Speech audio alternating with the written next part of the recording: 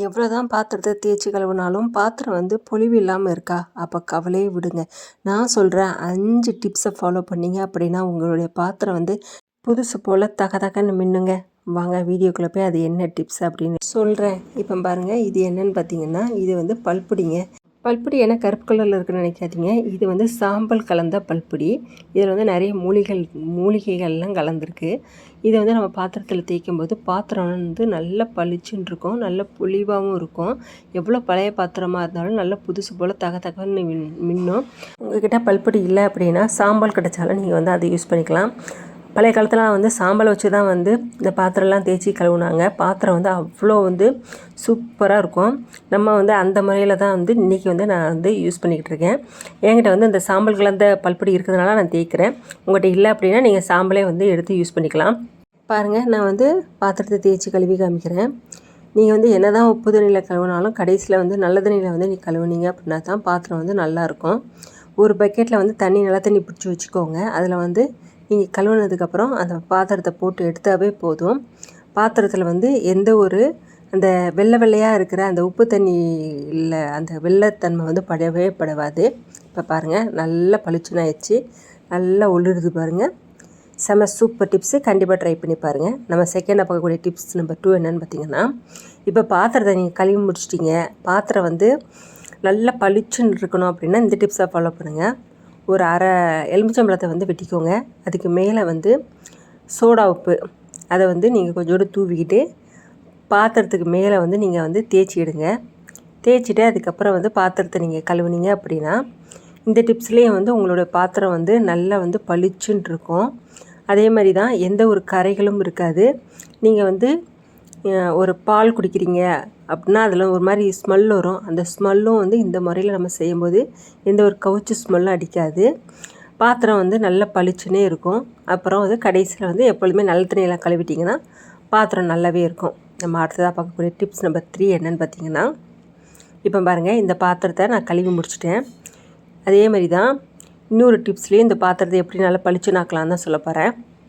கொஞ்சோண்டு வந்து வினிகர் வந்து நீங்கள் வந்து ஊற்றிக்கோங்க. ஊற்றிட்டு கொஞ்சோண்டு வந்து சோடா உப்பையை வந்து நான் ஊற்றிருக்கேன். ஊற்றிட்டு இப்போ வந்து ஒரு ஸ்க்ரப்பர் எடுத்து நல்லா எல்லா இடத்துலையும் படுற மாதிரி தேய்ச்சி விட்றேன்.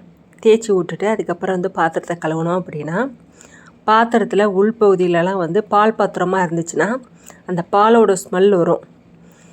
அப்போ அந்த ஸ்மெல்லு எல்லாத்தையுமே வந்து இந்த வினிகரும் அந்த பேக்கிங் சோடாவும் எடுத்துரும். அதுக்கப்புறம் பார்த்திங்கன்னா பாத்திரமும் வந்து ரெகுலராக நம்ம தேய்க்கும் போது நல்ல பளிச்சுனே இருக்கும். நம்ம அடுத்த பார்க்கக்கூடிய டிப்ஸ் நம்பர் 4 என்னென்னு பார்த்திங்கன்னா, இப்போ வந்து காபி டீ இதெல்லாம் போடுறீங்க அப்படின்னா அந்த பாத்திரத்தில் வந்து ரொம்ப விடாப்பிடியாக கரைகள் இருக்கும். அதை போகிறதுக்கு தான் சூப்பர் டிப்ஸ் கொண்டு வந்திருக்கேன். இதை வந்து ரொம்ப கஷ்டப்படாமல் தேய்க்கலாம். அது எப்படின்னு பார்த்திங்கன்னா, அரிசி மாவு இல்லைனா வந்து கோதுமை மாவு, மைதா மாவு இல்லைனா வந்து கடலை மாவு, எந்த மாவாக இருந்தாலும் அதை கொஞ்சோடு தூவிட்டு ஒரு ஸ்க்ரப்பர் எடுத்து நீங்கள் வந்து தேய்ச்சிங்க அப்படின்னா அந்த விடாப்பிடியான கரைகள் எல்லாமே வந்து ஈஸியாக வந்துடும். ரொம்ப நேரம் பாத்திரத்தை ஊற வைக்கணும், தண்ணியில் ஊற போட்டு தான் கழுவணும் அப்படின்னு அவசியமே இல்லை. உடனே கழுவுனாவே சூப்பராக இருக்கும். பாருங்கள், சூப்பராக இருக்குது பாருங்கள் பாத்திரம். கண்டிப்பாக இந்த டிப்ஸ் உங்களுக்கு யூஸ்ஃபுல்லாக இருக்கும். ட்ரை பண்ணி பாருங்கள். இதேமாரி வந்து பெரிய பெரிய பாத்திரத்தெலாம் கழுவுறீங்க அப்படின்னா அதில் வந்து ரொம்ப அழுக்காக இருக்குது அப்படின்னா அந்த அழுகுத்தன்மை போகணும், பாத்திரமும் பளிச்சுன்னு இருக்கணும். இந்த டிப்ஸை ஃபாலோ பண்ணுங்கள். ஒரு தக்காளியை ஒன்று எடுத்துக்கோங்க. உங்கள்கிட்ட வந்து தக்காளி இல்லை, தக்காளியோட தோல் இருந்தால் கூட நீங்கள் வந்து யூஸ் பண்ணலாம். அதை எடுத்துகிட்டு அதில் வந்து கொஞ்சோண்டு வந்து நான் வந்து பல்பொடி, அதாவது சாம்பல் யூஸ் பண்ணுறேன். சாம்பலை தொட்டு இப்போ வந்து எல்லா இடத்துலையும் படுற மாதிரி அந்த பாத்திரத்தை தேய்க்கிறேன். இப்போ தேய்க்கும் போதே தெரியும் அந்த பாத்திரம் வந்து நல்ல பளிச்சுன்னு ஆகிறது. இப்போ பாருங்கள், நான் தேய்ச்சிக்கிட்டு இருக்கும் போதே தெரியுதா அந்த பாத்திரம் பாருங்கள் எவ்வளோ பளிச்சுன்னு இருக்குன்னு. தேய்ச்சி முடிச்சதுக்கப்புறம் காமிக்கேன். உங்களுக்கு வந்து நல்லாவே சூப்பராகவே இருக்கும். இந்த டிப்ஸு முறைகளையும் வந்து இந்த பாத்திரம் இருக்கிற மேலே இருக்கிற இந்த கருப்புள்ளி, அப்புறம் வந்து வெள்ளையாக இருக்கிற திட்டு இதெல்லாம் எதுவுமே வராது. செம சூப்பர் டிப்ஸு. இன்றைக்கி வந்து நான் சொல்லிக்கிட்டு இருக்கிறது முறையில் வந்து பாத்திரத்தை வந்து எப்படி பளிச்சுன்னு வைக்கலாம், அதுக்கப்புறம் அதில் வந்து எத்தனை டிப்ஸ் இருக்குது அப்படின்னு முறையில் தான் சொல்லிக்கிட்டு இருக்கேன். இப்போ பாருங்கள், அந்த தக்காளியும் அந்த சாம்பலையும் வச்சு தேய்க்கும் போது எவ்வளோ சூப்பராக ஆயிடுச்சு பாரு பாத்திரம். எப்படி வந்து உள்ளே எப்படி கண்ணாடி போல் மின்னுது பாருங்கள். இந்த டிப்ஸ் வந்து நல்லாவே ஒர்க் அவுட் ஆகும். கண்டிப்பாக ட்ரை பண்ணி பாருங்கள்.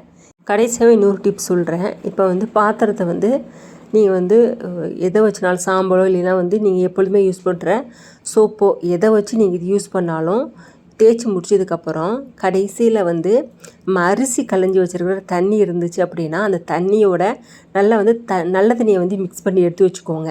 அதை மிக்ஸ் பண்ணிவிட்டு இந்த பாத்திரத்தில் அதில் போட்டு நல்லா கழுவுனீங்க அப்படின்னா அந்த பாத்திரமும் நல்லா பளிச்சுட்டு இருக்கும். அந்த பாத்திரத்தில் உள்ள எந்த ஒரு பாத்திரத்துக்கு மேலே வந்து எந்த ஒரு புள்ளிகள் வந்து விழவே விழாது. இதே மாதிரி நான் இன்றைக்கி சொன்ன முறையில் எந்த முறையில் நீங்கள் பாத்திரத்தை கழுவுனாலுமே உங்களுடைய பாத்திரம் நல்லாவே பளிச்சுன்னு இருக்கும். இன்றைக்கி நான் சொன்ன டிப்ஸ் எல்லாமே உங்களுக்கு ரொம்ப ரொம்ப யூஸ்ஃபுல்லான டிப்ஸாக தான் இருக்கும்.